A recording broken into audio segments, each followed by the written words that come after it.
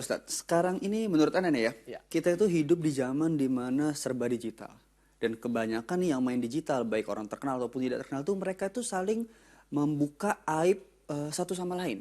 Dan mereka bangga akan aib tersebut. Padahal kan kita sebagai manusia itu kan pengen aib kita tuh jangan sampai kebuka gitu loh. Dan kita tahu juga bahwa Allah pernah bilang, kalau lu nutupin aib orang, di akhirat tuh di padang mahsyar, aib lu bakal ditutup. Nah, itu tuh kan berarti harus menjaga mulut kan Ustadz ya. Nah, itu tuh gimana tuh Ustadz di zaman sekarang orang-orang yang kayak gitu? Ya, ini kan media sosial sekarang udah jadi komoditas. Ya. Komoditas untuk silaturahim, komoditas untuk cari uang. Betul. Nah. Tapi kalau memang dia menjadi komoditas, kasihan Kak Seto lah. Kenapa? Karena itu jadi kecil sih komonya ya. Harusnya dibikin Lewat di macet. mana-mana. Ini tiba-tiba di tas. Tas. Komo mana, komo mana? Komoditas. Karena kan Kak Seto sudah mulai tua, berumur, sehingga si komonya jangan terlalu besar-besar. Sehingga jadi kecil aja taruh di tas. Oke. Sebagai identitas bahwa si komo ini milik Kak Seto. Oke, dilanjutkan lagi. Baik, begini Kak Seto. Ya, Ya. Begini ya, udah. Ya. Karena itu sudah menjadi komoditas, sesuatu yang dianggap bisa menguntungkan. Baik menguntungkan secara pribadi, secara perusahaan, baik menguntungkan secara finansial maupun secara sosial. Akhirnya orang berlomba-lomba untuk memanfaatkan medsos ini. Nah, gimana caranya supaya viewer banyak? Ininya nggak nyampe, skillnya nggak ada, ya supaya diperhatiin ya harus membuat sesuatu yang boom. Nah, kadang-kadang ngebom itu yang ngebom harga diri orang, Ya. ngebom kehormatan orang, ngebom orang lain, keluarga orang lain. Yang penting orang memperhatikan akun dia gitu loh, YouTube dia atau kemudian Instagram dia dan lain-lain sebagainya.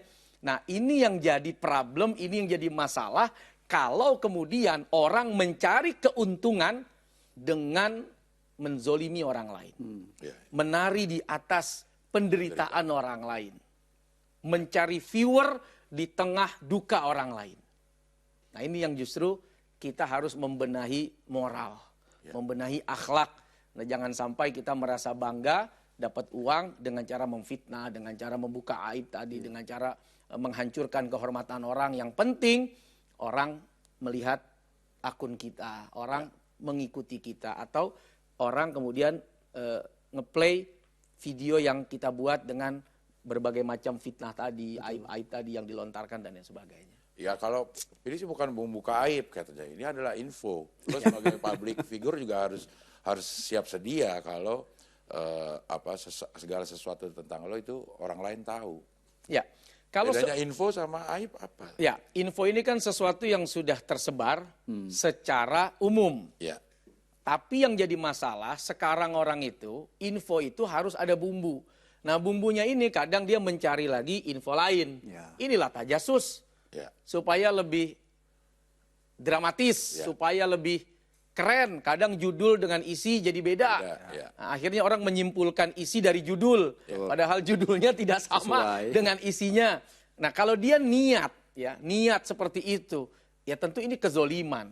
Ya. Nah, ditambah lagi kadang-kadang bumbunya juga bumbu fitnah, bumbu asumsi, bumbu narasi, ya, narasi yang dibuat tanpa ada pertimbangan balancing. Oh my God. Wow, berat. Balancing. Politik nih. nggak ada keseimbangan, Beb. Nggak ada informasi yang digali dari pihak-pihak yang dituduhkan dengan alasan ya kalau lu nggak berkenan, ya lu klarifikasi. Kok segampang itu gitu loh. Orang disuruh klarifikasi. Sementara berita sudah tersebar gitu loh. Kok mudah banget orang disuruh kalau lu nggak klarifikasi berarti lu salah. Lo kok jadi kayak gini lagi sih model hidup kita gitu loh.